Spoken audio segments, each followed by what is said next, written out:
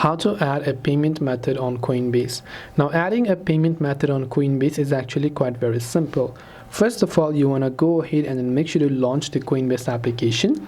Once you launch the Coinbase app, this is the interface you will see. What you want to do is tap on the multiple dots icon from the top left, as you can see here, and here you can see your name and it says profile and settings.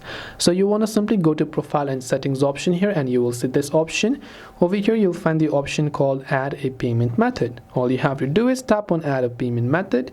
You have many ways to add it. You can either link your bank account, or you can add a debit card, or you can use a gift card that you have. If you want to link your bank account, you can select it. If you want to add a card, you can select link your debit card and make sure to enter your card details, and after that you will be able to go ahead and then add your card to Coinbase. This way you should be able to link up a payment method based on what you want on Coinbase.